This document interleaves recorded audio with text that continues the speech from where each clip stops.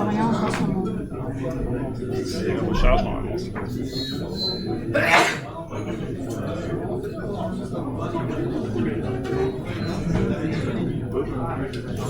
Ok.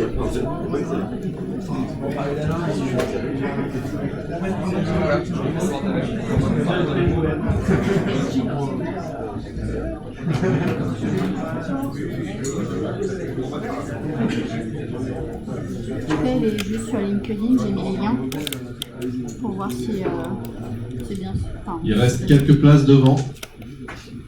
c'est bien. Nous allons encore attendre Alexandre Lanoum qui est en retard, mais qui veut le faire de manière discrète. Donc, Juste on attend cliquer sur le 5-6 lien minutes. du live. Parce que moi, ça ne fonctionne pas. Tu vois, ils disent en direct, mais ça. Ah, faut cliquer dessus. Non, j'ai rien dit. Faut cliquer dessus.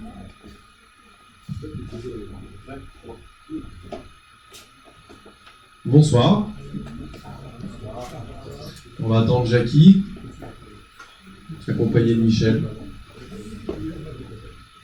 Ah ben, c'est vrai, Jackie et Michel. Du coup, merci à tous d'être présents ce soir. Merci à nous d'avoir organisé cette soirée. Spéciale dédicace à Xavier et à Jennifer.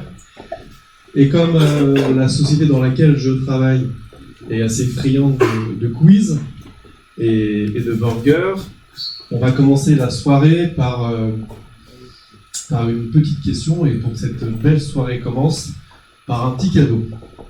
Du coup, si vous répondez à la question, vous gagnez un cadeau. L'idée, c'est diffusion de la question. Vous levez la main, pas de réponse avant, et c'est moi qui décide du gagnant. Est-ce qu'il y a des clients dans la salle? D'accord, bon, je vois à peu près qui va gagner. Est-ce qu'on peut lancer la question?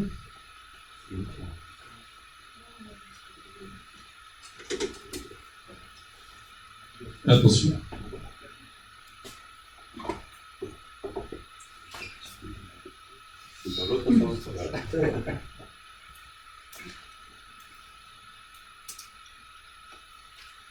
Quelle extraordinaire société organise le meet-up de ce soir? Réponse A, Omnilog. Réponse B, Ovnilog. Réponse C, Omnilag. Réponse D, Omnilog. Est-ce que quelqu'un a la réponse? Non, mais il n'y a pas de piège, hein. Il y a un cadeau. Monsieur, vous êtes? Vous êtes votre prénom? Bonjour Benjamin, enchanté. Est-ce que tu connais le nom de... Est-ce que tu connais la réponse? Allez-y, dites-moi. C'est la réponse D, Omnilog, bravo, il a vraiment gagné un cadeau. Je te demande de venir le chercher. Bravo Benjamin.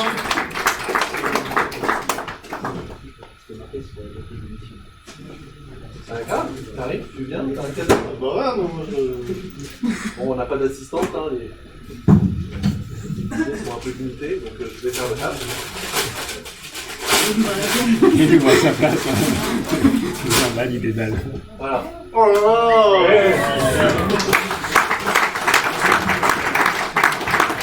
Il a vraiment gagné le burger. C'est le mec qui arrive à la bourre qui gagne. Ouais.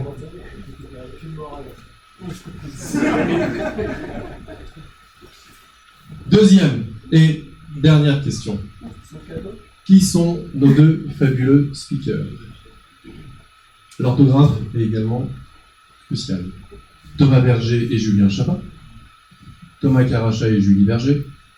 Thomas Berger et Julien Caracha. Thomas Berger et Julien Caracha.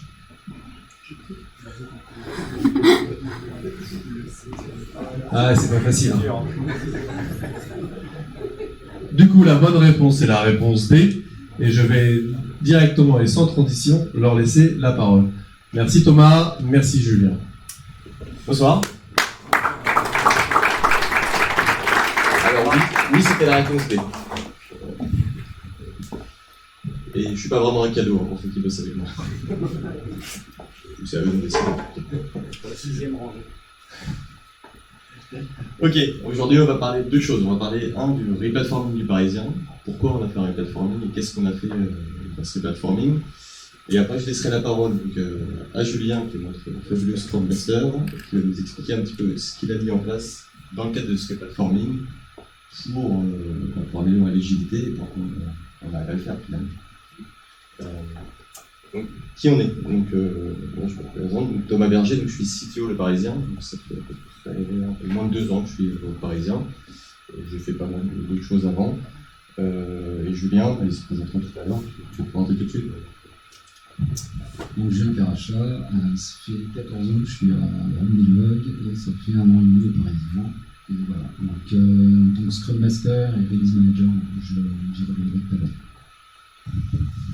Donc, dans ma partie, donc, je m'occupe de toute la partie web du site Le Parisien, donc avec mon équipe. Je m'occupe aussi de la partie print. Je vais beaucoup vous en parler parce que c'est un peu moins intéressant en fait de la platforming.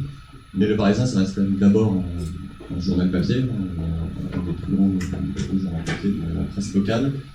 En quelques chiffres, donc on a été créé en 1944, donc c'est important, en fait, on a été créé en août 1944, donc c'est peut-être ce qui s'est passé en août 1944, au moins à Paris, c'était la libération de Paris. Donc on a été créé dans ce cadre-là. On diffuse 325 000 exemplaires par jour en 2018, donc avec Aujourd'hui en France. Aujourd'hui en France, c'est aussi Le Parisien. C'est Le Parisien, mais pas à Paris. On s'est dit qu'on allait lui donner un autre nom parce que Le Parisien à Marseille, ça se vend pas terrible. Donc c'est Aujourd'hui en France. La différence, donc on a différentes éditions locales. En fait. On a plusieurs éditions sur tous les départements de l'Île-de-France. Et la version Aujourd'hui en France, c'est la version cahier central, en fait, sans les news locales. Sur notre site, on a 15 à 20 millions de visiteurs uniques mensuels sur le site. Donc, quand on parle de charge, on commence à savoir de quoi on parle. On a 6 à 10 millions de pages vues par jour. Et on a plus de 200 articles publiés. En fait, on est plutôt aux alentours de 250 articles publiés par jour. Donc c'est dans les médias et dans la presse, on oscille entre la 3 et la 5e place. Sachant que nous, on n'est pas un journal national, on est ce qu'on appelle de la PQR, donc une presse quotidienne régionale. Et on est très focalisé sur Paris et sa région, plus l'Oise, on a décidé de mettre dans Paris. C'est notre choix. Sur les platforming techniques, pourquoi on a fait un replatforming? Ça, je pense que vous connaissez tous cette sensation quand on touche un bout de code. Est-ce que c'est le bon fil rouge? Est-ce que ça va pas tout faire casser? C'était ça le Parisien. C'est que dès qu'on faisait une ligne de code, dès qu'on la mettait en prod, on se demandait est-ce que ça allait pas exploser? C'est arrivé plusieurs fois. On fait un truc, ça pète, on ne sait pas pourquoi. Il y a même des fois où on a passé même plusieurs jours à réparer la homepage par exemple. J'étais pas encore là, mais il y a certains qui sont dans la salle qui ont vécu cette bonne période. Donc pourquoi on l'a fait? En fait, on est parti comme toute la presse il y a à peu près une petite vingtaine d'années à faire des sites internet. Donc, vous pouvez aller voir dans les archives du web, on retrouve les beaux sites de 1999 ou 2000 avec des super designs. Donc, nous on avait fait quand même quelques platforming, mais globalement en fait notre architecture elle avait une dizaine d'années. Une dizaine d'années dans le monde du web. Je commençais à peine à travailler il y a 10 ans. Je sortais juste d'école. Donc c'était des technos qui étaient très obsolètes. L'architecture monolithique, bah oui, on n'avait pas le cloud à l'époque, on achetait des serveurs pour BD dans les data centers dans nos bâtiments. C'était ce qu'on faisait à l'époque pour ceux qui ont connu ça. Après, on a commencé à les mettre dans des data centers quand même. Quand on avait besoin d'un nouveau service, on appelait dev, on achetait un Power Edge et puis on avait plugué dans la salle serveur, dans le câblage. Donc c'est vrai que les applications se ressentaient aussi, on avait des grosses applications qui venaient sur des serveurs. Des applicatifs obsolètes, donc Elasticsearch, PHP 5.3, ceux qui font un peu de tech, peut-être c'est un peu de l'archéologie, on a Symfony 1. Donc là on s'est dit, ça va être compliqué de mettre à jour tout ça, donc on va plutôt repartir d'une feuille blanche. Sauf que repartir d'une feuille blanche, c'est pas si simple que ça. Donc on s'est dit, 2 crashs majeurs par semaine, ça va pas.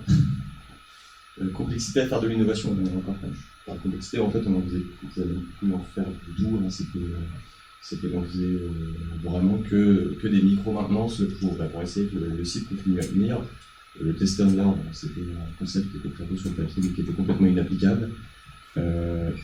Impossibilité de changer des process dans notre rédaction, ça c'est un point important. Oui, parce que quand on fait des outils, on doit être des équipes tech, on les fait pas pour nous, très souvent.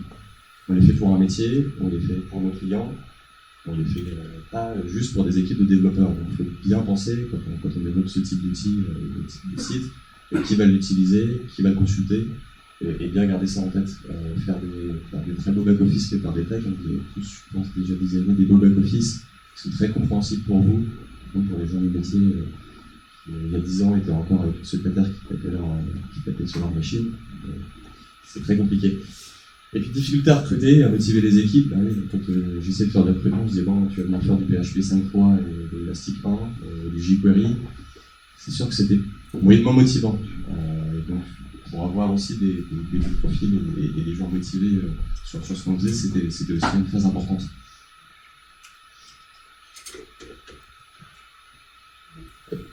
La stratégie, c'est quoi?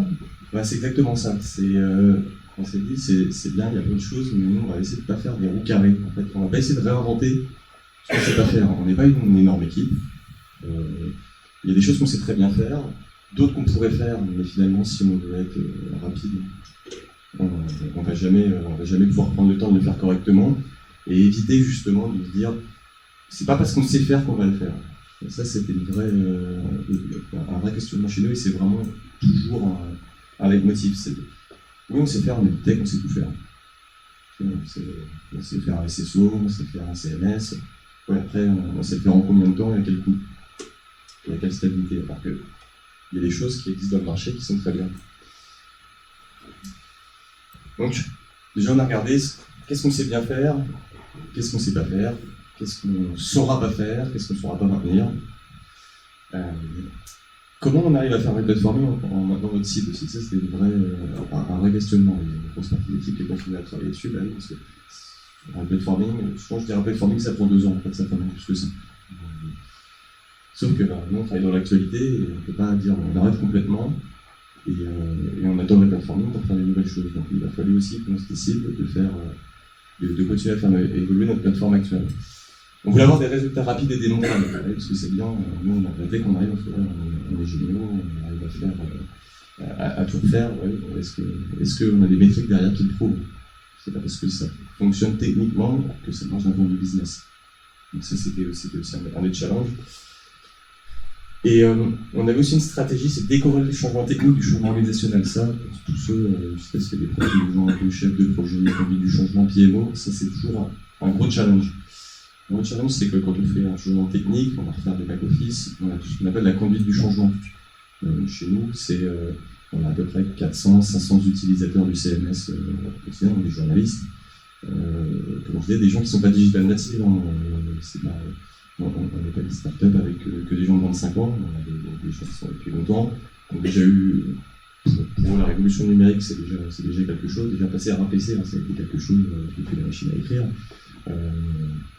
Donc l'idée, c'était de se dire comment on arrivera à faire un replatforming technique sans se mettre à dos tout le reste de l'entreprise finalement, en disant en fait notre outil il est bien, mais on ne comprend pas comment ça marche et nos besoins ne sont pas pris en compte.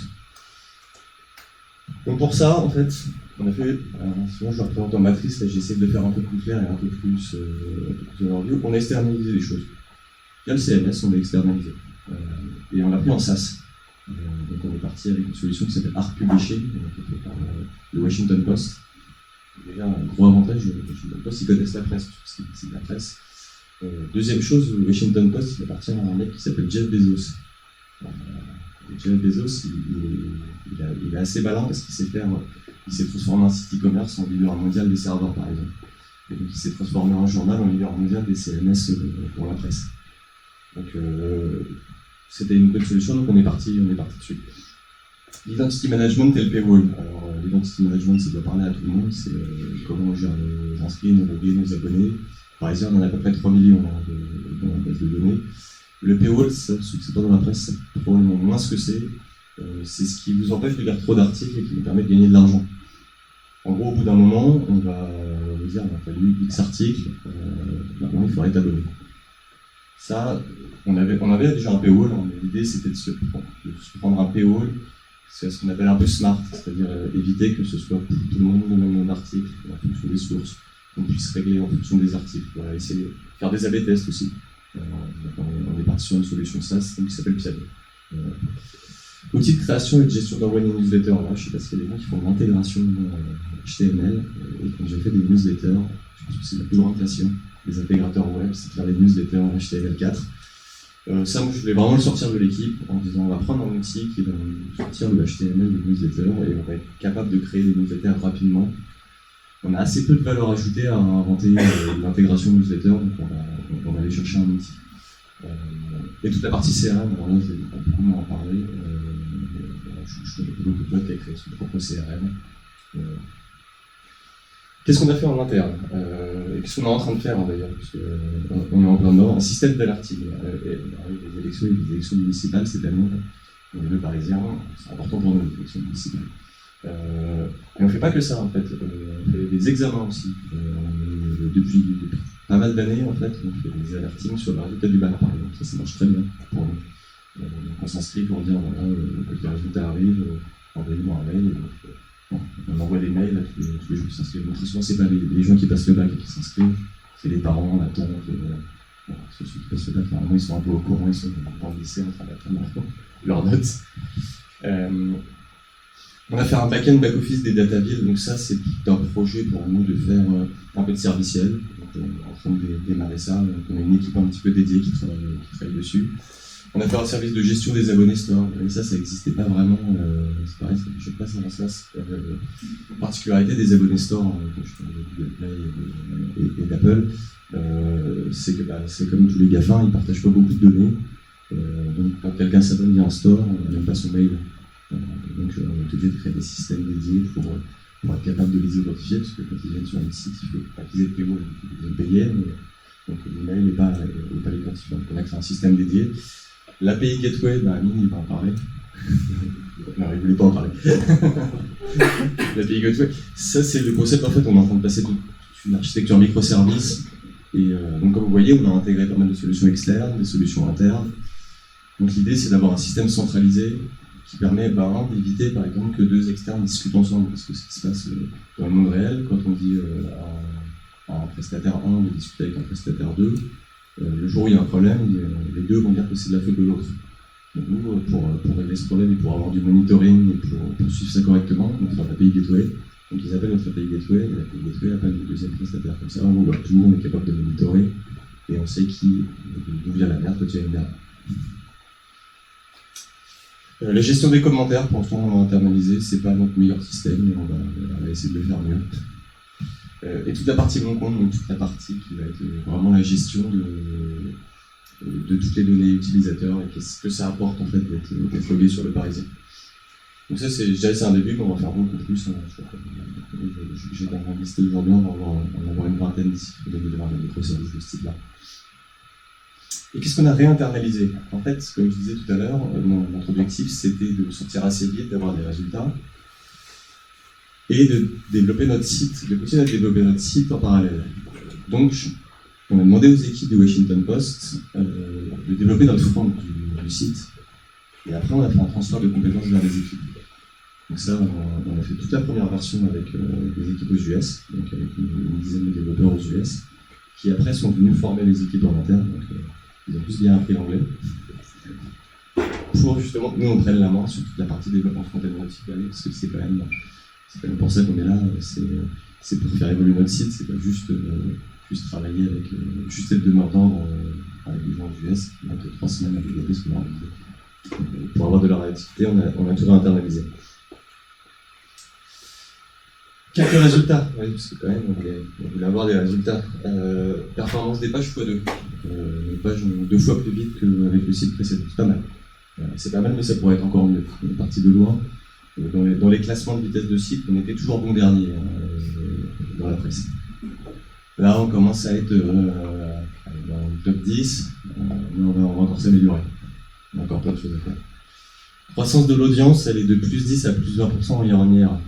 Ça, c'est important. Vous voyez, ça, c'est lié aussi au point d'avant. Plus les pages vont vite, mieux elles sont indexées dans Google. Plus les pages vont vite, moins les gens rebondissent. Plus ils regardent de pages sur le site. Tout ça, c'est bénéfique. Donc ça, c'est important. Et ça entraîne croissance des revenus publicitaires, bah oui, parce que ni moi, ni personne dans l'équipe travaille gratuitement. Et ni les journalistes, hein, d'ailleurs. Donc, c'est une source de revenus, de la publicité en ligne. Donc, enlevez vos adblockers quand vous allez sur les sites des médias, s'il vous plaît. Donc, ça, lié à la performance, bien sûr. Lié aussi à un investissement fort qu'on a fait sur le placement des pubs pour qu'elles soient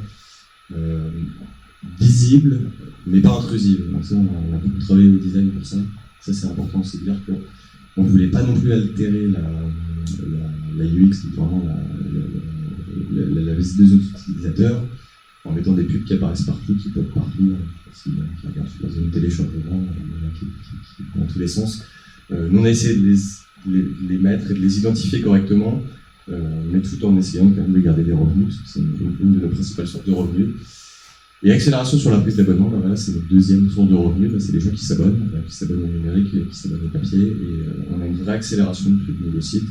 Il est plus agréable, le PO est plus efficace aussi, même si vous avez toujours trouvé des moyens de le bypasser. Je ne l'ai pas dit. Mais pour l'instant, c'est pas notre but de le rendre très, très hermétique, mais on y arrivera. Mais du coup, on a quand même une accélération, et pourquoi ? Parce qu'on arrive à driver un meilleur engagement en fait, des gens qui viennent faire des visites sur le site. Les prochaines phases, qu'est-ce qu'on va faire ? Et ben, on va continuer à aller dans le cloud en fait. Pour être tout à fait honnête, on vient juste de démarrer, puisqu'on a nos premiers applicatifs dans le cloud en production il y a une semaine, 2 semaines peut-être. Et donc, qu'est-ce qu'on va faire avec ça ? En fait, comme je vous disais, on va faire des architectures microservices. Alors, c'est bien, c'est un peu du Andropin, tout ça. Nous, on a divisé nos applications en 2 types. Un premier type, c'est ce qu'on va appeler les applications simples. En fait, ces applications simples, c'est des applications qui sont très stateless, pour lesquelles on va faire du serverless. En fait. On va utiliser, pour tout à fait transparent, on va utiliser du Lambda. Et ça, c'est très bien pour la presse. Pourquoi ? Parce qu'en fait, on a des gros pics de trafic. Typiquement, une actualité peut monter notre trafic x20, x30, x40 sur le site, et puis retomber 2 heures après. Donc, avant, quand on achetait des serveurs, ce qu'on faisait, c'est qu'on prenait les serveurs pour les pics, donc la majorité du temps, 2% d'utilisation. Là, on est plutôt à se dire on va faire de l'autoscaling. Tout à l'heure, je vais parler aussi des systèmes d'alerting pour les élections. Pareil, les élections, quand on voit les mails, c'est un jour. Donc, ça sert à rien d'avoir un même serveur toute l'année pour envoyer en soir beaucoup de mails. Donc, c'est vraiment l'idée. Après, on a des applications plus complexes, ouais, parce que on a des trucs avec des bases de données, avec des besoins un peu plus simples. Et là, on va utiliser des conteneurs. Et en fait, on va utiliser le CSI pour faire vraiment la gestion des conteneurs. Donc, comme vous êtes un peu tech et comme c'est tout petit, vous ne verrez rien. Et les applications simples, c'est quoi en fait ? Donc c'est l'utilisation de Lambda, se connecter à des DynamoDB, et là c'est ce passer les images cache, ce quelque part, je ne vois pas parce que là on va dire c'est petit. Voilà.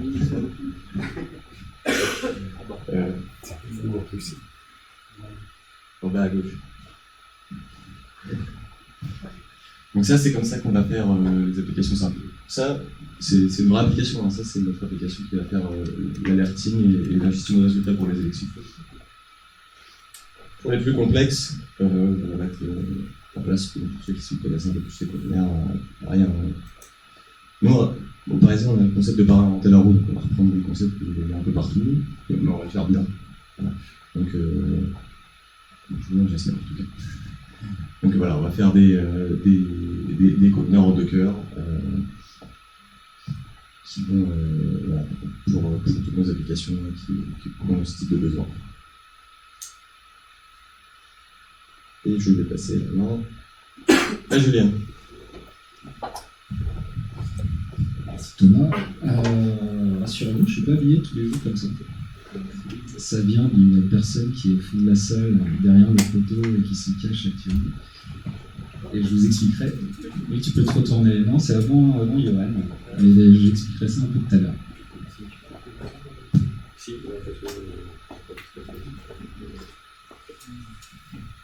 Donc quand je suis arrivé, il y a 1 an et demi, je suis tombé sur ça.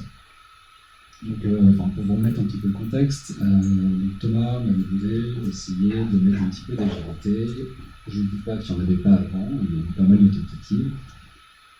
Après, voilà, il y avait des freins, il y avait aussi, on demandait à certaines personnes de le faire, mais qui étaient aussi en même temps dev. C'était pas forcément leur rôle, c'était pas forcément leur hobby. Bon, là-dessus, Thomas a eu un peu de chance. Moi, c'est ce que j'aime bien faire. Donc comme vous le voyez, à part Johnny qui est mort et qui n'était pas là ce jour-là, ce qu'on avait, c'est qu'on avait une ligne par dev. Donc à l'époque, on avait, je crois, 3 dev back et 4 dev front. On avait des chefs de projet, donc on devait en avoir, je crois, 3. On avait 2 product managers, mais qui étaient un petit peu loin. On avait une graphiste, voire 2, ça dépendait des projets. On n'avait pas de QA. Donc quand on parlait de crash et tout ça, du coup ça compliquait un peu la tâche. Et donc quand je suis arrivé, voilà, je me suis trouvé sur chaque dev avait son propre backlog, ses statuts, c'était un petit peu tout mélangé. Il y avait du AT, de la pré-prod, sachant que c'est plus ou moins la même chose. En fait, la pré-prod était surtout utilisée pour tester certaines features avec des plus gros volumes et des plus grosses data. Et en fonction de si c'était en UAT en pré-prod, on mettait ça en prod. On avait aussi une belle colonne en attente qui était un peu le fourre-tout de on a un problème sur un ticket, donc on le met là, mais on ne sait pas si c'est un cours de dev, si c'est un petit problème parce que c'est un cours de recette et ça ne marche pas. Donc, voilà. Donc je suis tombé là-dessus. Et du coup, qu'est-ce que ça faisait? Ça faisait qu'il y avait plus ou moins de l'assignation directe au dev. Et je dis sur le plan 4, en fait, il y avait pas mal de devs qui étaient spécialisés. Donc on avait le dev corporate role qui faisait que ça, on avait notre spécialiste de newsletter. Le souci dans ce genre d'organisation, c'est que le jour où la personne n'est pas là, si vous avez une demande, ou vous n'arrivez pas à le faire, ou vous mettez 3 fois plus de temps à le faire. Il n'y avait pas de vision globale parce que en fait, il y avait souvent un chef de projet qui demandait du coup, à un dev de faire quelque chose. Souvent, il y avait des dates qui étaient déjà prédéfinies, il fallait rentrer dans les dates, où le dev donnait un petit peu son estimation de temps. Mais voilà. Après, c'était... pour les ans plus anciens, vous me reprendrez, mais il y avait, à part sur certains projets, c'était la louche, ça sortira dans 3 semaines, ok, on verra. Et du coup, il n'y avait pas de réelle estimation parce que c'était juste un dev qui allait dire voilà, moi je vais prendre 3 jours. Voilà.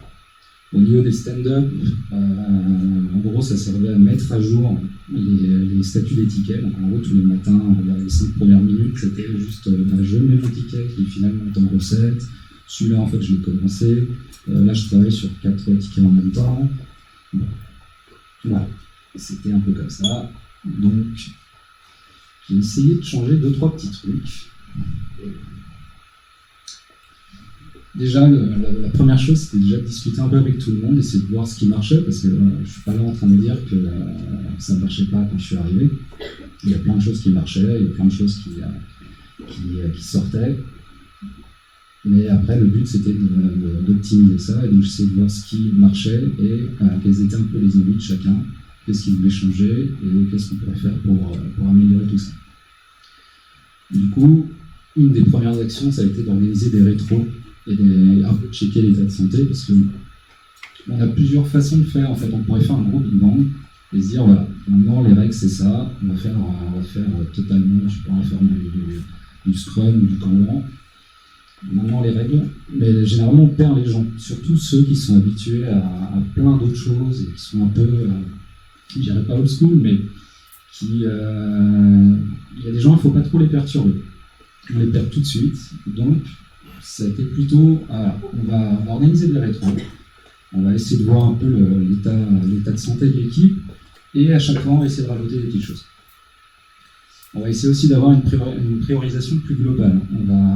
À chaque fois qu'il y aura des demandes, on va essayer de rassembler tout le monde dans la même salle, comme ça tout le monde va être concerné par ce qui se fait, et tout le monde saura ce qui se fait. Ce qu'on avait, c'est que, en gros, les devs back ne savaient absolument pas ce que faisaient les devs front, et finalement, à la fin du dev front, il y en a un qui arrive et qui dit, en fait, il me faut une API pour ça. Donc voilà. Donc on va essayer de prendre un petit peu de recul, on va essayer de regarder un petit peu, et on va essayer de mettre tout le monde dans le même bateau et on va y aller ensemble. Donc pour pas trop bouger, c'était un peu ce qui était fait au niveau de chaque personne, c'était on va essayer de faire un camp. Et pourquoi tout à l'heure il y a marqué Release Manager, ce que rappelait Thomas, c'est qu'on avait une stack assez ancienne, et en fait à chaque fois qu'on mettait un prod, effectivement, on pouvait tout casser, on s'en apercevait pas tout de suite, et on savait pas forcément aussi ce qu'on livrait. On ne pouvait pas dire, on a fait une app il y a 12 jours, et ça prenait tous ces tickets-là. Ça peut paraître étonnant, mais des fois c'est comme ça. Du coup, le premier truc, ça a été de faire des itérations d'une semaine. Alors attention, je ne parle pas de sprint, je parle vraiment d'itération. Donc on gardait les délits. Je vais retirer les fiches, je ne les regarde pas. Alors, le but c'était du coup de garder les délits. Je me suis toujours basé en fait sur un rituel qui existait déjà, qui était la priorité, qui en fait est un point avec le produit, les chefs de projet et les stakeholders pour faire un petit peu leur donner de la visibilité sur ce qui sortait et essayer de récupérer un peu les priorités. Donc du coup je me suis toujours basé là-dessus et j'ai essayé de faire 2-3 trucs autour. Donc là, vous voyez des mots, mais pour l'instant, on les a pas faites. Les rétros, c'était une semaine sur 2. Et comme la réunion de priorité était le vendredi matin, et toujours d'ailleurs, 3 quarts des tickets, en fait, étaient créés le jeudi soir. Donc, le but, c'était de voir les priorités le vendredi matin, et derrière, de les estimer et de voir ce qui pouvait manquer.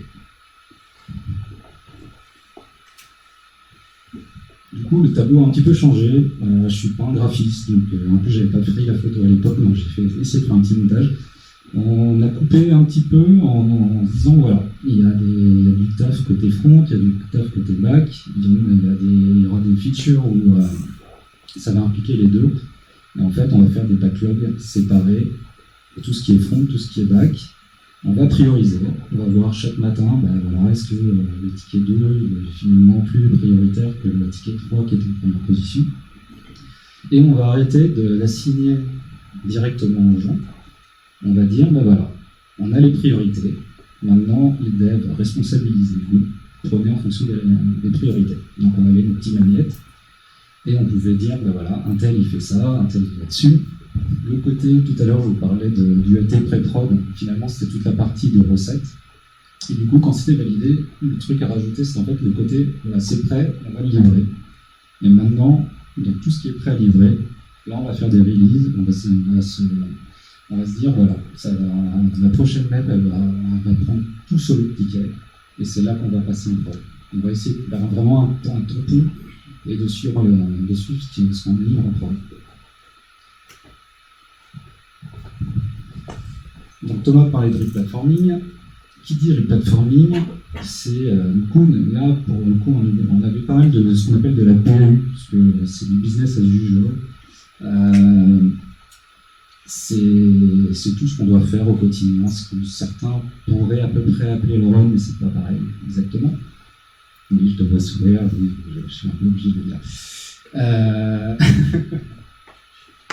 Oui. Non, mais peut-être que certains c'est encore plus, mais voilà. Du coup, justement, pourquoi pas de démo au départ, c'est que sur le PAU, avec un public qui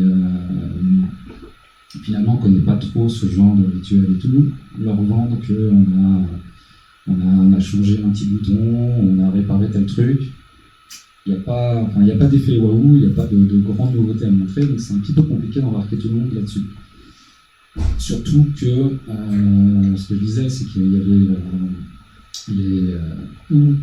les chefs de projet demandaient directement à l'époque aux devs, on avait aussi les stakeholders qui venaient, au niveau de l'analytics, ils ne voulaient pas qu'un chef de projet soit plus ou moins passe-plat, et ils allaient voir directement le dev, j'ai besoin de ça, moi je connais mon métier, je vais lui expliquer, et j'ai pas besoin de quelqu'un qui va juste répéter ce que j'ai dit avant.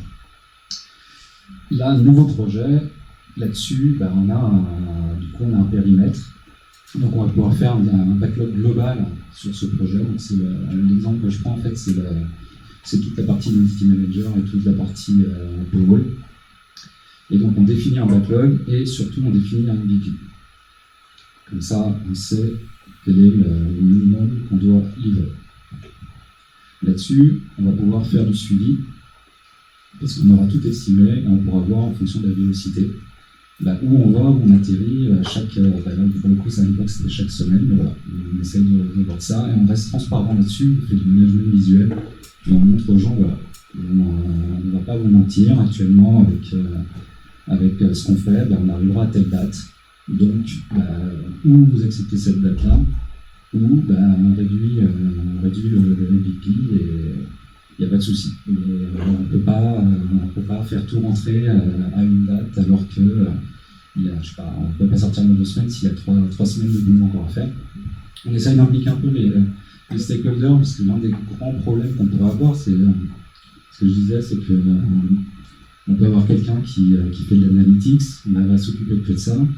Quelqu'un d'autre au niveau de produit va juste dire tiens, moi je veux une nouvelle page, je veux une page avec des inscriptions à des newsletters.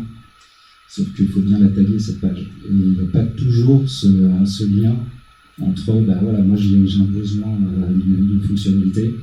Derrière, il faut que j'aille voir la personne de l'analytics pour qu'elle me donne des infos, si j'ai besoin de ci, genre de trucs là.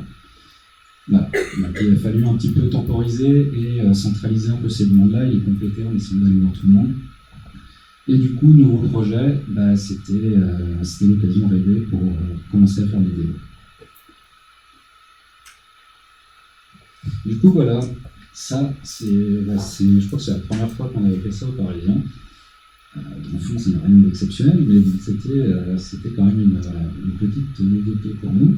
C'est que voilà, on a défini donc, sur plein de catégories du projet les user stories qu'on devait faire, on les a estimés.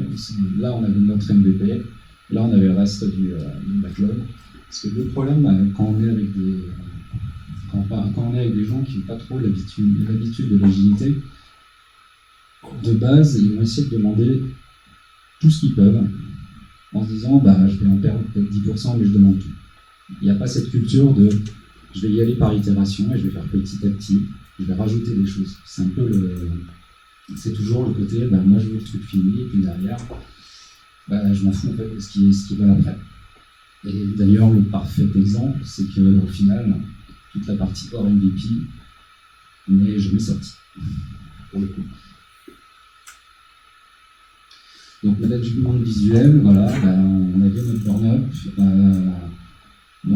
Alors là, c'était plutôt en semaine pour essayer de donner un petit peu de données sur, on arrivera à telle semaine. Et là, on ne le voit pas, mais plus ça évoluait, plus on avait la courbe de tendance pour dire, actuellement, si vous nous augmentez le MVP, nous, avec notre vélicité, on arrivera finalement 3 semaines ou 4 semaines plus tard que la date qui était prévue.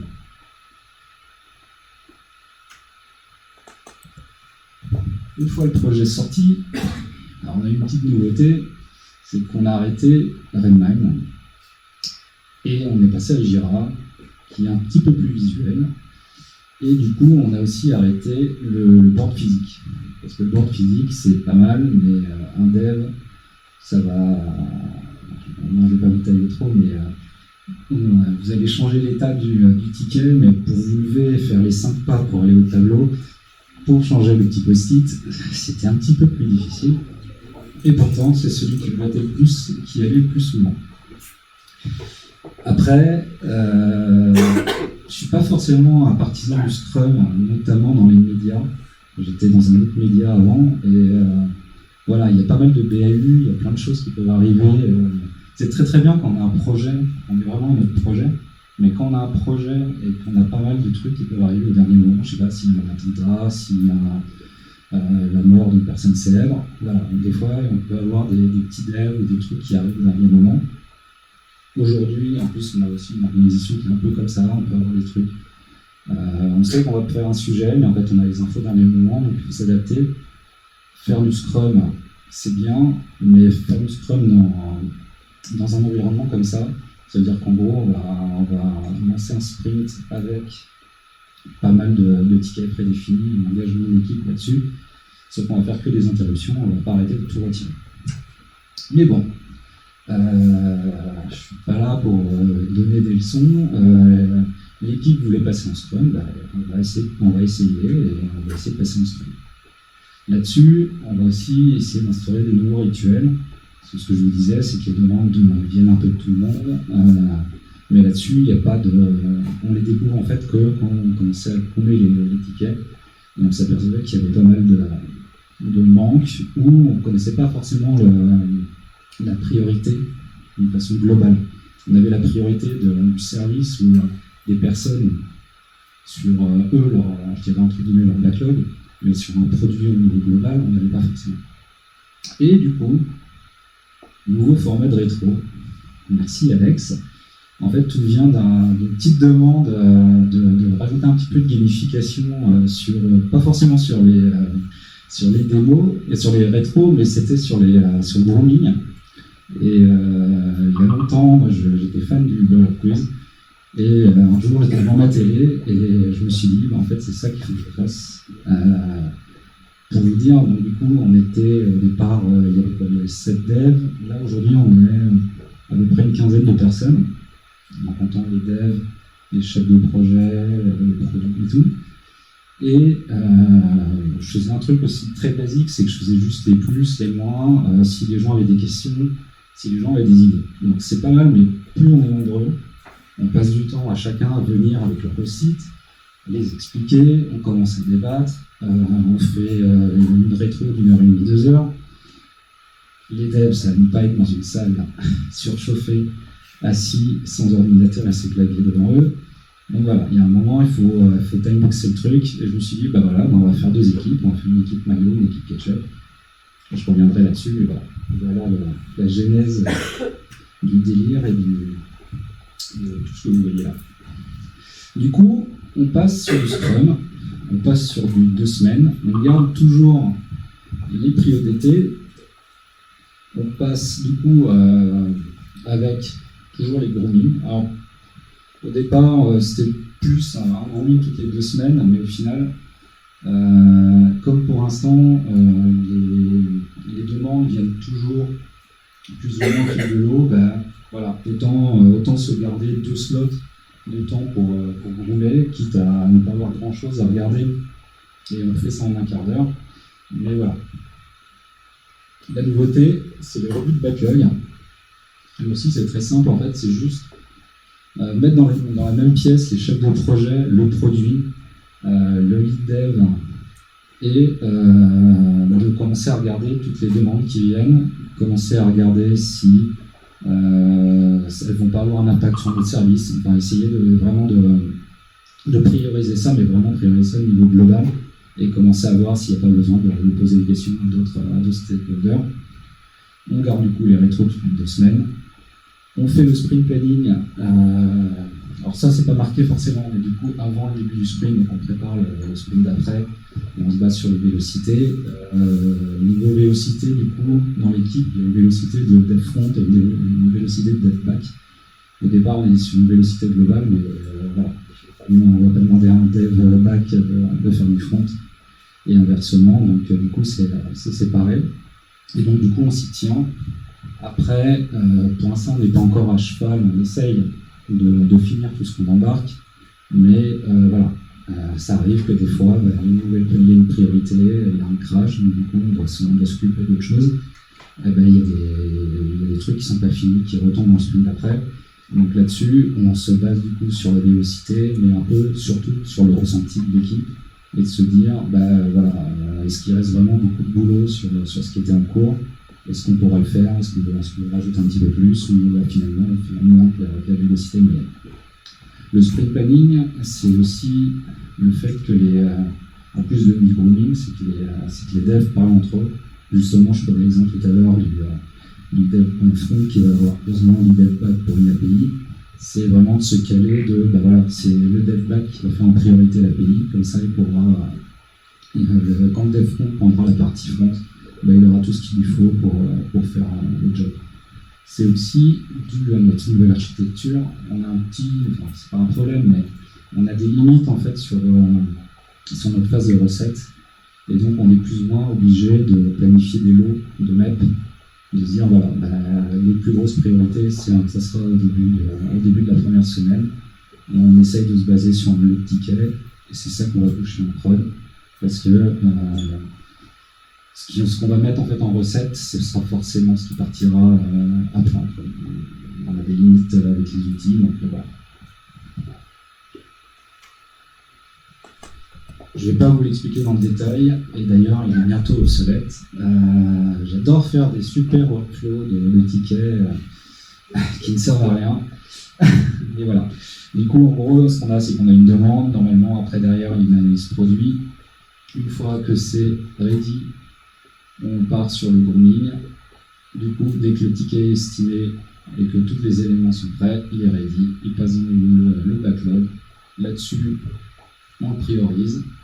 Après, on a les itérations, donc le truc traditionnel. En cours, on a rajouté les code review qui n'existaient pas au départ, mais voilà. Là, on se force à mettre les tickets en code review. Puis après, en recette, vous voyez, retour de recette, en fait, c'est juste pour une question de priorisation. C'est-à-dire que s'il y a des tickets en retour de recette, il faudra absolument les prendre avant ceux qui n'ont pas encore été entamés. Le but, c'est toujours on commence quelque chose, on le finit. Et là, après, dès que c'est recetté, c'est validé. Et là, c'est là où j'interviens sur la partie Release Manager. C'est qu'avec les chefs de projet et le produit, ben on va essayer de voir. On avait déjà vu les lots, mais voilà, on est sur plusieurs plateformes.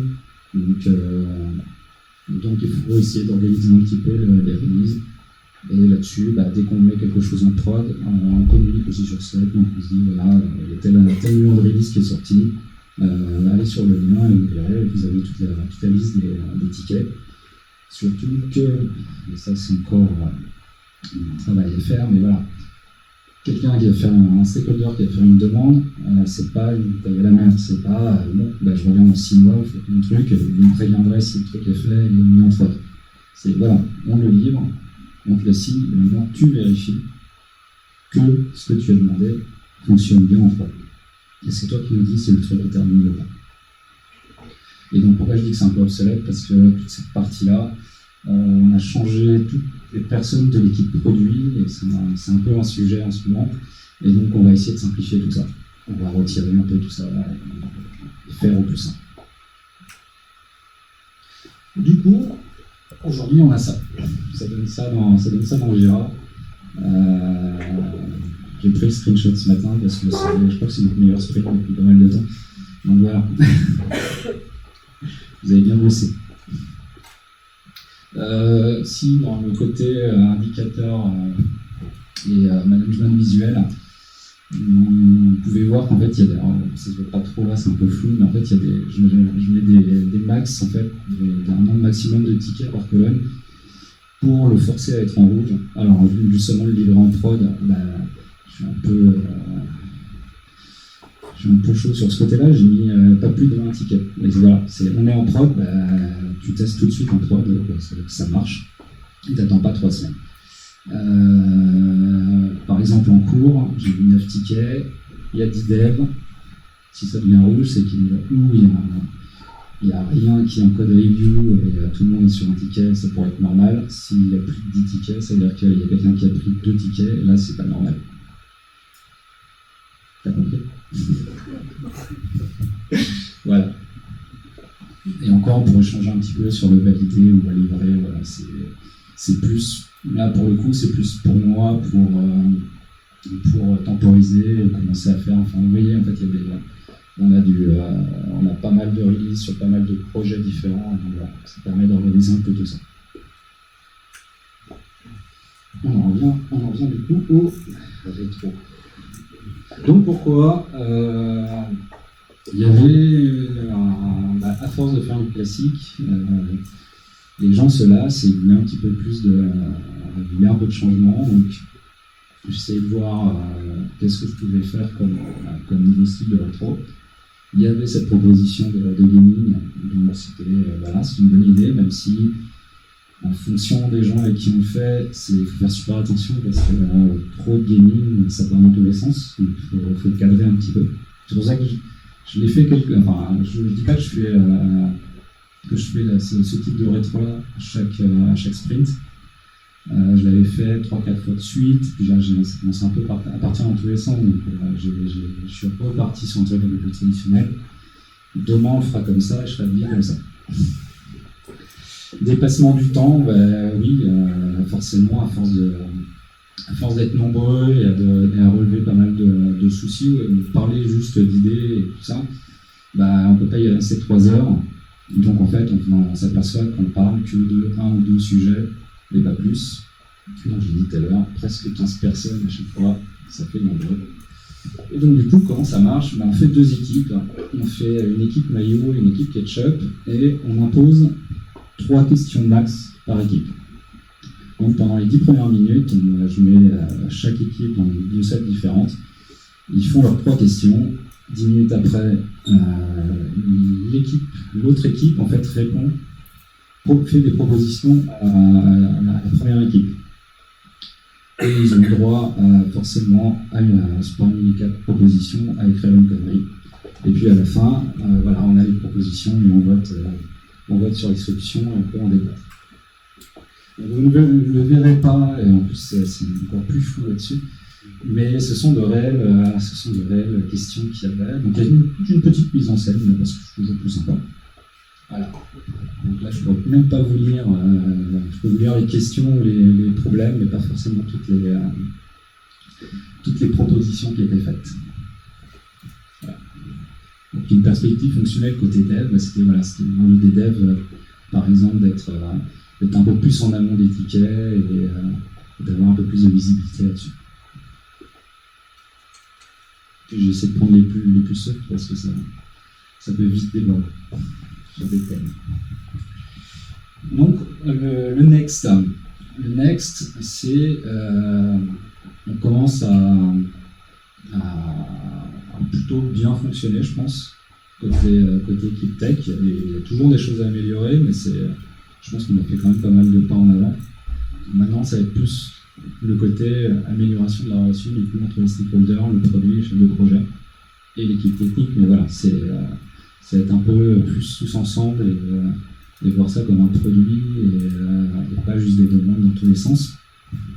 C'est du coup essayer de se forcer à avoir une vision sur plus de 2 sprints. On a eu une grande chance finalement il y a 10 jours. On a eu un petit souci avec Jira, on a perdu tous nos tickets. Voilà, ça peut être désastreux, mais d'un autre côté, on avait beaucoup de tickets qui végétaient et qui étaient un peu du genre, j'ai une demande, si un jour tu as 10 minutes, ça serait bien de le faire. Oui, c'est bien, mais d'un autre côté, ça veut dire qu'en gros, c'est quoi la valeur de ton ticket, quoi. Ça fait 6 mois qu'il est là, ça fait 6 mois que personne ne veut le faire, ça fait 6 mois que tu ne relances même pas, ou voir un mail de temps en temps de tiens, au fait, mon ticket, un jour, est-ce que quelqu'un le prendra? Oui, si tu as attendu 6 mois, j'ai envie de te dire, tu peux attendre encore un peu plus longtemps. Donc, du coup, là, ça nous a permis de remettre un petit peu, de se recentrer sur toutes les priorités. Je vous rassure, c'était pas fait exprès de tout supprimer. J'espère. Le prochain objectif aussi, c'est de relancer et d'ancrer vraiment les démos. Là, on commence à voir, justement, avec le replatforming, avec les élections, les examens, avec tout ce qu'on fait, on commence à avoir vraiment des sujets. Et le but, ça sera vraiment de montrer, je prends ça comme exemple, on a aussi d'autres exemples plus visuels, mais ça sera de montrer du visuel et aussi de commencer à essayer d'inculquer un peu cette culture de derrière, il y a du bac, il y a des gens qui bossent là-dessus, il y a des manières de le montrer, et c'est aussi important. S'il n'y a pas de bac, il y a pas mal de choses en front qui ne marchent pas. Et il ne faut pas dévaloriser leur boulot. Et la partie D, c'est la réponse D. Mais derrière, il y a vraiment quelque chose. C'est ce que j'appelle le fun et la cohésion d'équipe. Donc il y a le traditionnel petit-déj. Je trouve qu'en fait, c'est la partie la plus importante dans une équipe. Si vous avez des gens qui sont motivés à venir le matin et qui apprécient de bosser avec leurs collègues, vous arriverez à en tirer beaucoup plus et ce sera beaucoup plus facile de bien avancer. Et vous verrez que les personnes qui sont heureuses au boulot, finalement, bossent beaucoup mieux. Et donc, du coup, alors, les petits déj, c'est le truc un petit peu classique. La boîte à LOL, c'est un truc que j'avais inventé dans ma mission précédente. C'est l'art de choper une phrase d'un de ses collègues et la sortir de son contexte pour en faire un truc à connotation sexuelle. Et donc du coup on se note ça, on note la personne qui l'a écrit, et voilà, c'est un peu on ressort de temps en temps et ça nous permet de se marrer. Et voilà. Instaurer des repas d'équipe et des soirées d'équipe, ça vient du malheureux constat de une telle a fait une demande. Oui, mais c'est qui une telle?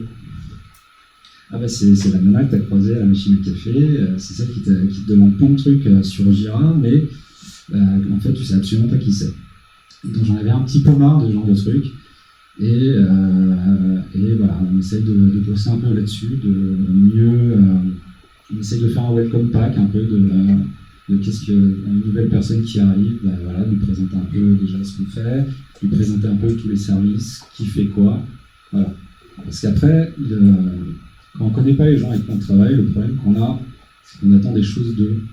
Voilà, un dev, ça veut dire, voilà, je comprends pas, j'ai pas toutes ces infos, le ticket il est mal écrit, c'est un gros con, il me fait chier, toujours à chaque fois, ça veut rien dire ces trucs. La personne d'en face, si on lui explique pas l'attente du dev, elle pourra jamais répondre à ses attentes. Donc voilà, il y a un moment, il faut que les gens apprennent un petit peu, connaissent les faiblesses et les qualités de chacun, puissent aussi comprendre qu'il y en a qui sont là pour du business ou pour d'autres choses. La tech, ils ne comprennent pas du tout, c'est pas leur domaine, et c'est d'ailleurs pas ce qu'on leur demande. Et l'inverse, on ne va pas demander à un dev de faire du marketing, mais voilà, essayer d'apprendre un petit peu ce que fait l'autre, quel est le métier de l'autre, et à ce moment-là, vous arriverez à mieux communiquer entre vous. Donc on essaie de trouver plein de petits moyens comme ça. Et j'en ai terminé avec cette présentation. Merci.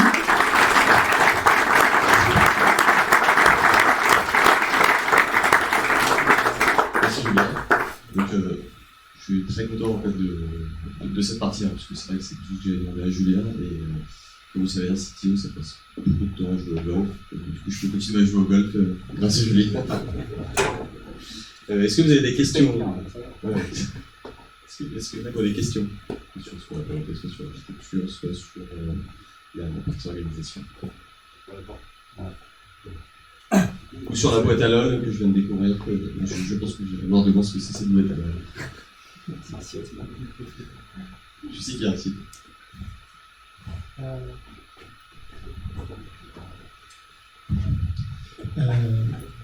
Alors sur un des premiers slides, tu avais dit que vous aviez gardé en interne les commentaires, sachant que le système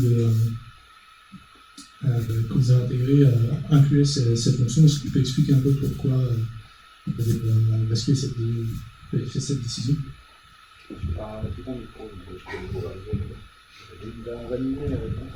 Alors, sur votre question, parce que je peux peut-être travailler un peu sur cette version des commentaires.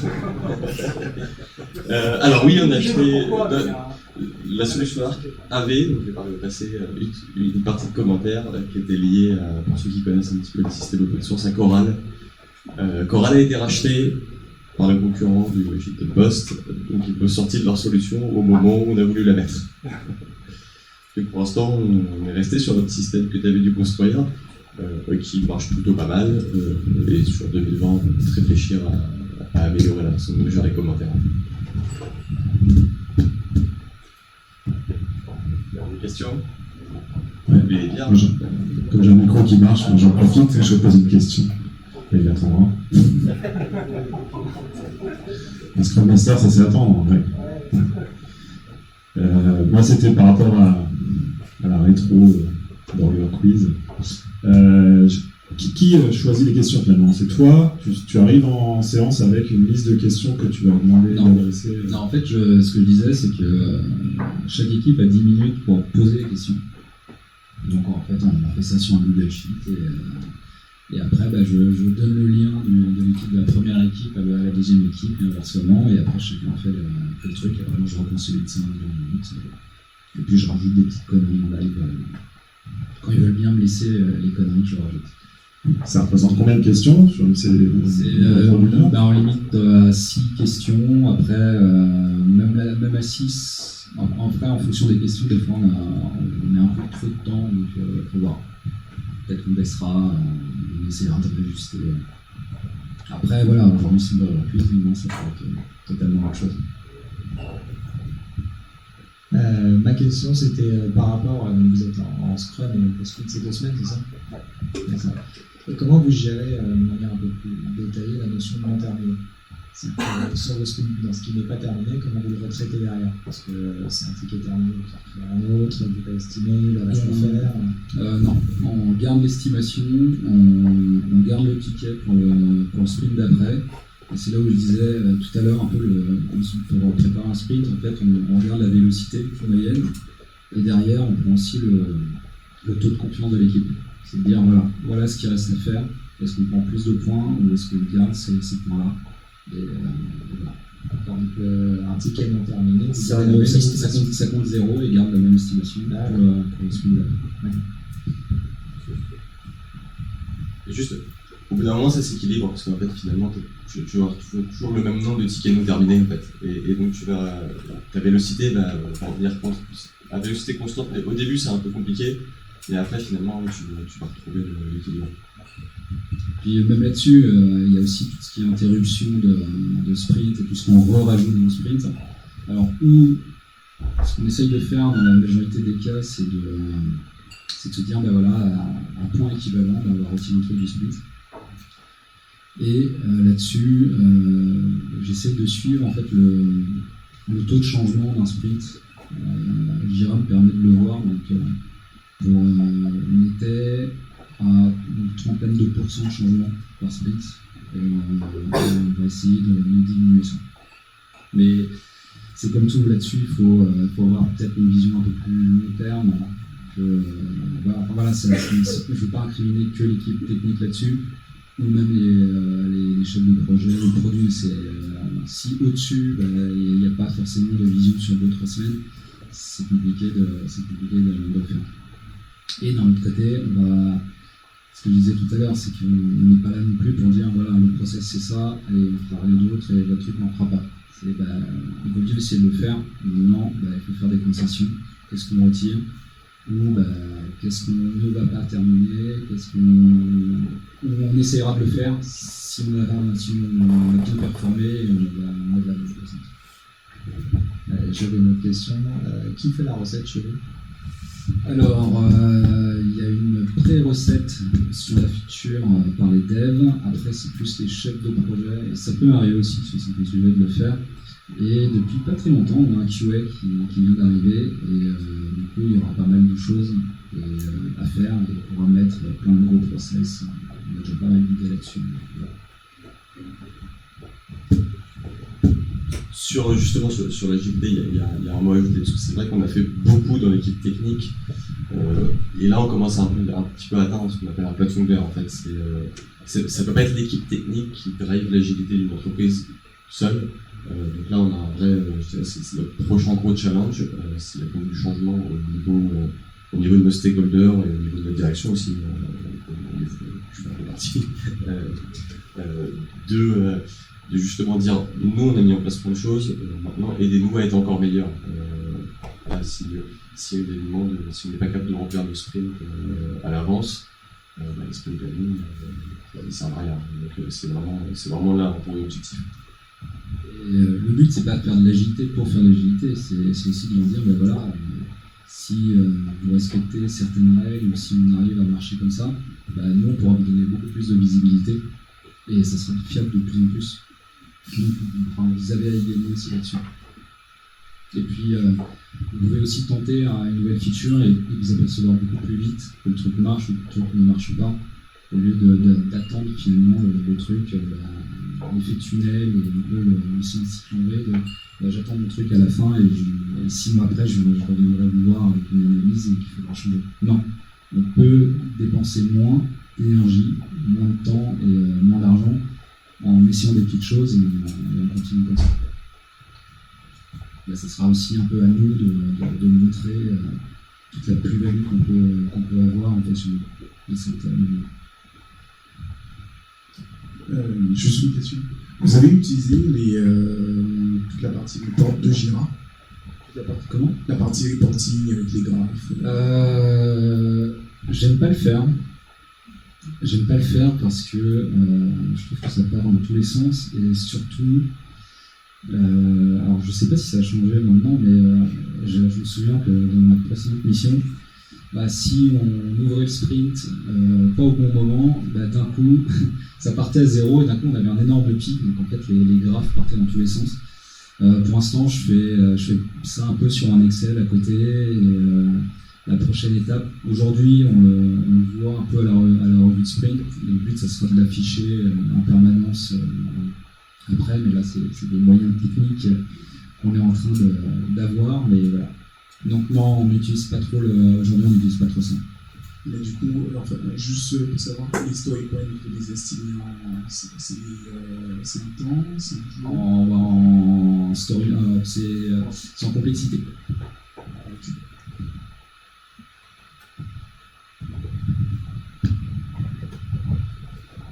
Moi, je voulais savoir depuis combien de temps vous le faites et au bout de combien de sprints vous avez réussi à avoir une vélocité stable ou des stats. À partir de quand vous avez réussi à en sortir des alors, une vélocité stable, c'est pour ça que j'étais à deux doigts de mettre une slide avec les derniers. Alors, il y a eu pas mal d'étapes. Au tout début, parce que je pense que pour certains, c'était la première fois qu'ils estimaient la complexité des tickets. Ce que je demandais aux devs, c'était juste de les estimer. Donc, en gros, les calculs, je les gardais dans mon coin. Et j'essayais de voir en fait, à quel moment ça serait pertinent, ça nous aiderait des choses. Aujourd'hui, on arrive quand même à une certaine... on n'est pas totalement stable, mais en moyenne, on arrive quand même là depuis un mois et demi, j'ai envie de dire. Ça commence à plutôt bien marcher. Mais après, ce que je disais, c'est qu'au départ, on avait une vélocité globale. Aujourd'hui, on est plus en calcul vélocité de front et vélocité back. Donc voilà, on a un petit peu changé. Et on avait aussi changé notre façon d'estimer. C'est pour ça que tous les calculs que j'avais au départ, ça me servait moins pour la suite. Mais là, on commence à voir, et la preuve, je vous montrais tout à l'heure le board Jira de ce matin. Je pense que là, sur ce sprint, on a fait, alors sans plus prendre moins que ce qu'on prend d'habitude. Je crois qu'on performe à plus de 110% du sprint. On a rajouté des choses parce qu'on avait le temps de le faire. Et voilà, j'ose espérer que ça va continuer sur cette voie-là. Mais c'est... Et t'as dit que vous aviez changé la méthode d'estimation, au début vous étiez plutôt... Non, c'est juste qu'il y a un moment, il faut un peu recalibrer. Tu essaies de dire c'est combien un ticket à 1 point, c'est combien un ticket à 2 points, tu essaies de faire des références. Puis à un moment, tu te dis est-ce que mes références sont toujours bonnes?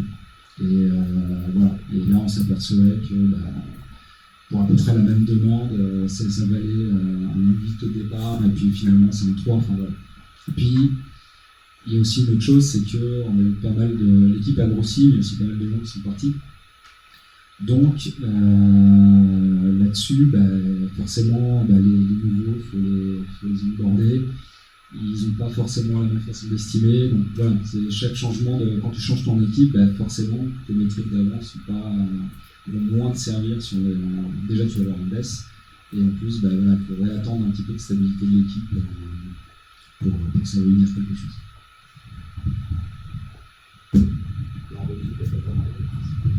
Je pose ma dernière question.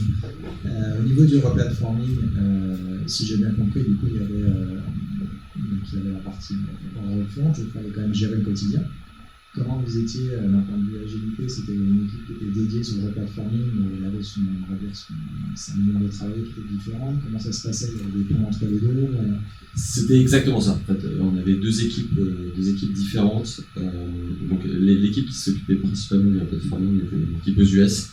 donc avec leur méthodologie, en mode agile aussi, et qui était assez séparée du reste de l'équipe, ce qui permettait deux choses. Un, on avait aussi un gros projet de changement d'identity management en parallèle, donc du coup où il avait focalisé l'équipe interne. Et c'est là où et ça a permis aussi de mettre en place l'agilité, donc c'était tout gros projet et une belle opportunité pour ça. Et toute l'équipe qui faisait le replatforming, toute la partie front du site, travaillait vraiment de façon indépendante. Et après, en fait, on a remergé au moment de l'été, qui est une bonne période aussi pour nous, puisque dans la presse, on a pas mal de congés. Donc, surtout le stakeholder, nous aussi, mais encore plus le stakeholder et les personnes.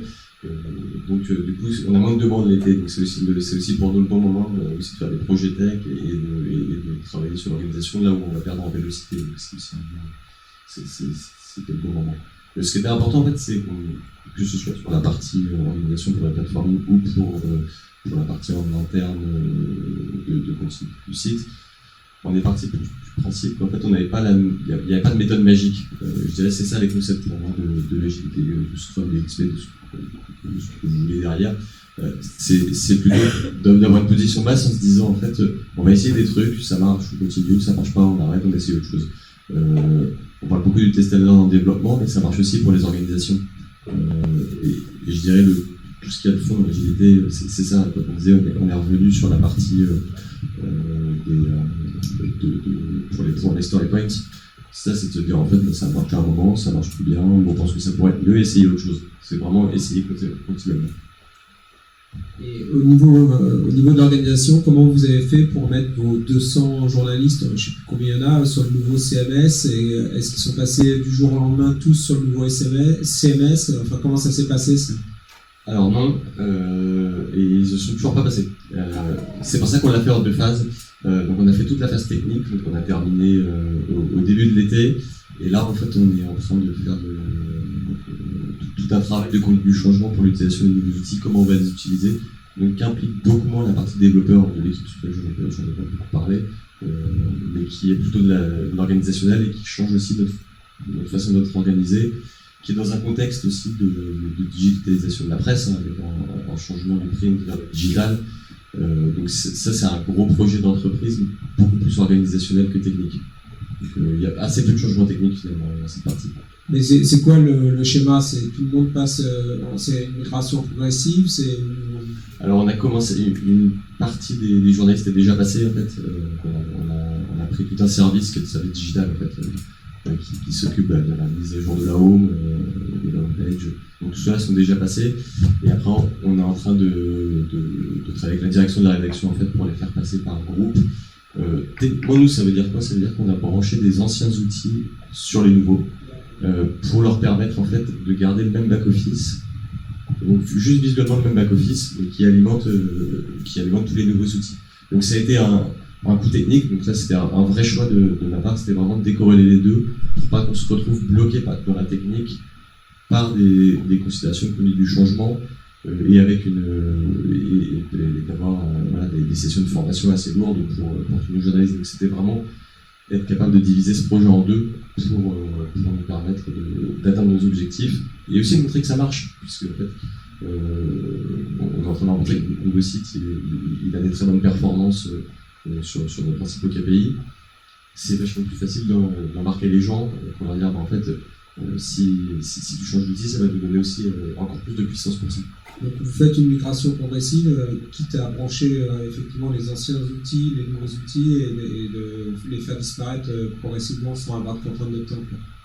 C'est ça, donc si on a des contraintes de temps, on est arrivé par une obsolescence de la plateforme, par des coûts serveurs, donc on a aussi une contrainte de temps qui est très importante, mais on s'est donné le temps de le faire pour ne pas le faire dans l'urgence, et surtout pas risquer de rater le projet en fait, parce que c'est un projet, je ne sais pas si vous avez déjà vu la plateforme, c'est des projets qui se ratent, on a déjà raté, j'ai déjà raté dans ma carrière. Et celui-là on a plutôt réussi, mais c'est important de se dire dans la réussite du projet, vraiment décorréler ces deux phases. Et côté front, vous avez eu la même approche ou alors ça a été une approche Big Bang, on passe de l'ancien modèle au nouveau modèle de manière Alors complète. on l'a fait en seul libre. On a été obligé de le faire en Big Bang pour des questions SEO parce que Google il n'aime pas avoir de site en même temps. Par contre, on a voulu tester très rapidement nos hypothèses. Donc, en fait, ce qu'on a fait, on a commencé à mettre devant nos utilisateurs finaux, en très petite proportion, une nouvelle page. Et ça, dès quasiment 8 mois avant la sortie complète du site. Et en fait, on a augmenté progressivement le nombre de pages qu'on mettait devant toujours un tout petit pourcentage de gens, donc 5%. Comme je disais, on a l'avantage d'avoir un très gros trafic, donc 5% de trafic. On a quand même pas mal de... On peut mesurer déjà beaucoup de choses. Et avoir des mesures qui sont fiables avec 5% de trafic. Et on avait absolument bloqué Google tous les moteurs pour pas qu'ils voient jamais cette version. Il y avait même une URL différente pour justement pas se tirer une balle dans le pied en SEO. Et au moment où on a considéré qu'on était prêt, là on a eu une journée un peu dure où on a tout basculé.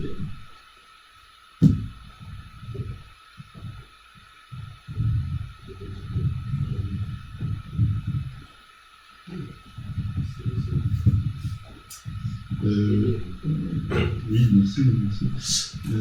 Non, j'ai vu dans tes slides que tu parlais de Kanban et d'un test, et je voulais savoir ce que vous avez testé, ce que vous avez tiré. Oui, Oui, non, on a essayé au départ, on a essayé de faire du Kanban parce que ça me paraissait proche de ce qui se faisait déjà et plus facile à mettre en place. En gros, tu priorises.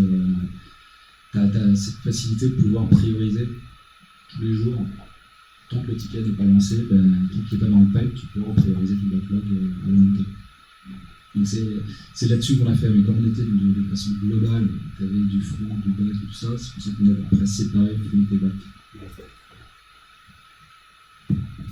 Il n'y avait rien à en tirer. Non, mais après ça fonctionnait bien, mais ce que je disais c'est qu'il y a pas mal de gens, enfin l'équipe s'est un peu renouvelée et les devs voulaient bosser en Scrum.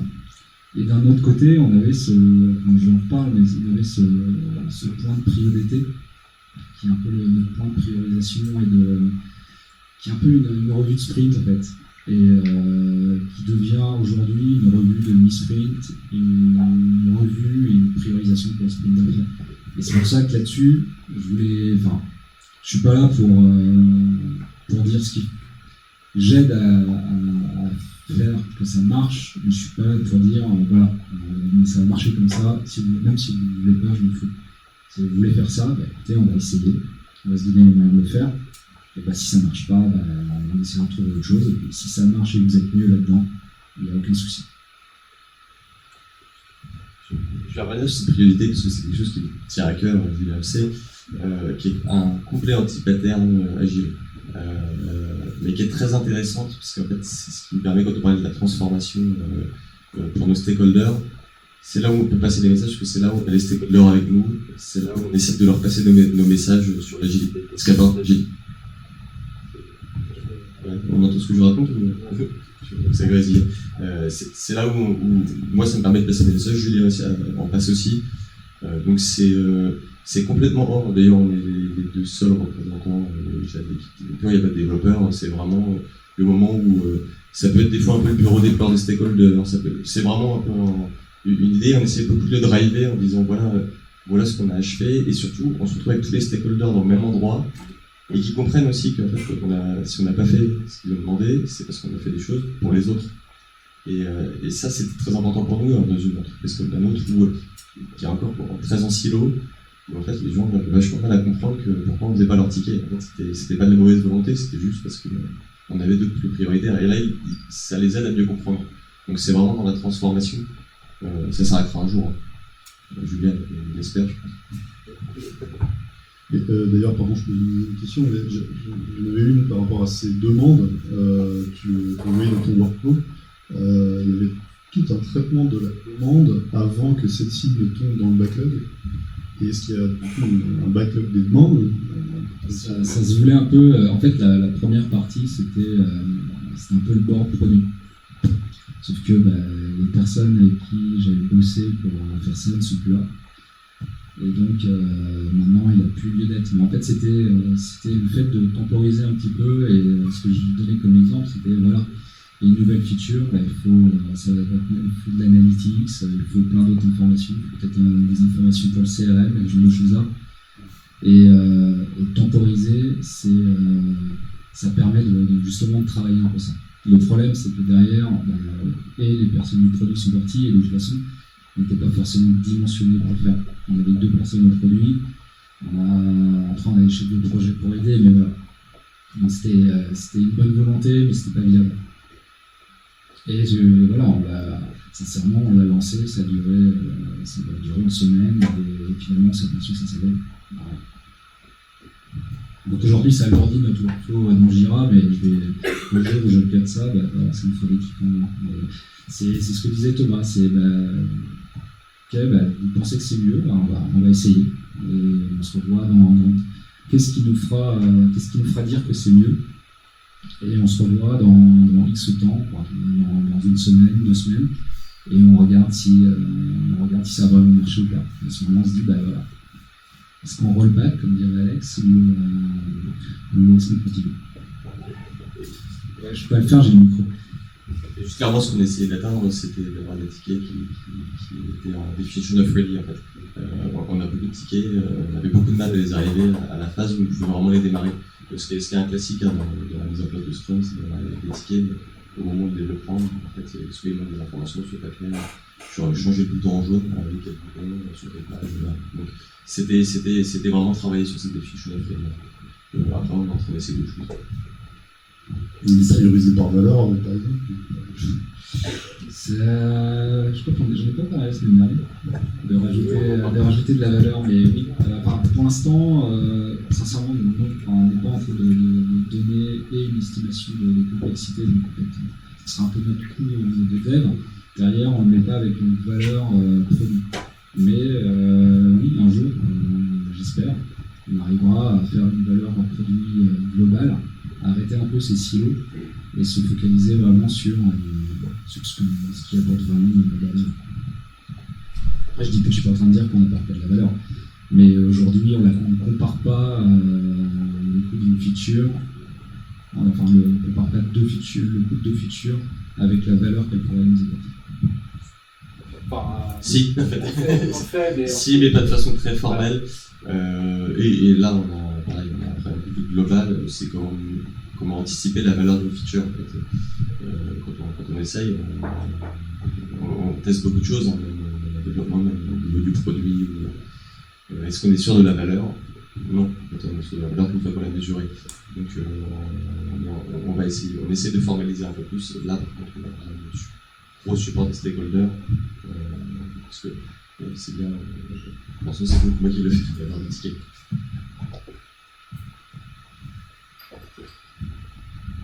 On disait qu'on ne faisait pas, c'est on ne mesure pas et on ne compare pas, on fait entre nous quand on regarde, mais c'est pas un truc gravé et qu'on essaie de suivre, on n'a pas de matrice des valeurs, je me suis comme tu as pu le connaître dans certaines émissions, mais en tout cas. Dernière,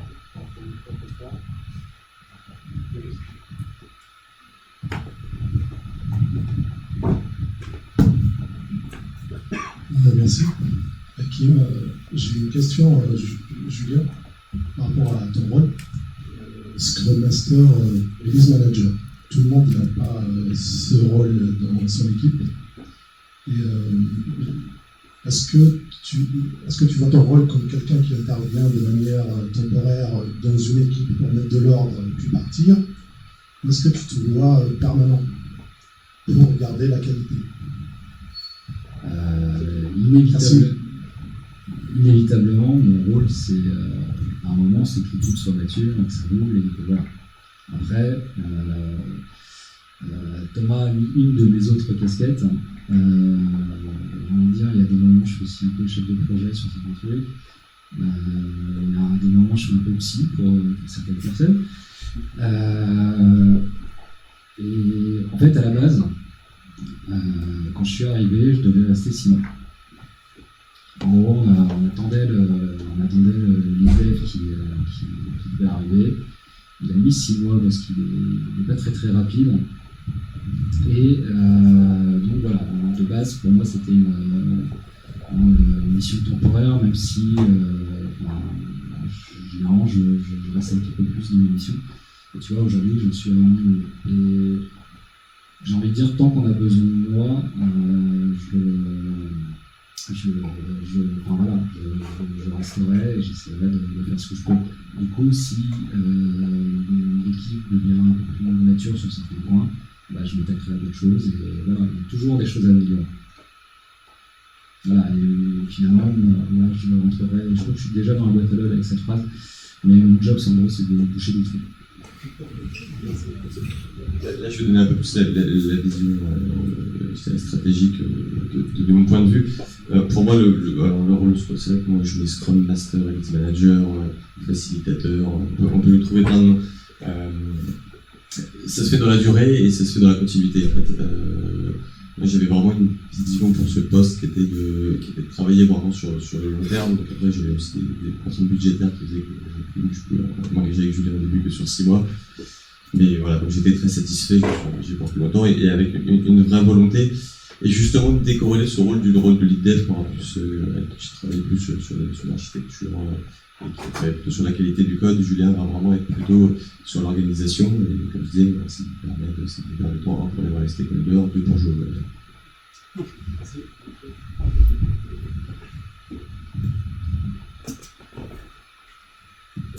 Non, c'était juste pour savoir s'il y avait d'autres questions. Mais tu disais que c'était déjà la dernière question. Parce que... Bah ouais, je pense qu'on commence à avoir un petit peu soif et faim. En tout cas, vraiment un grand merci à vous. Merci à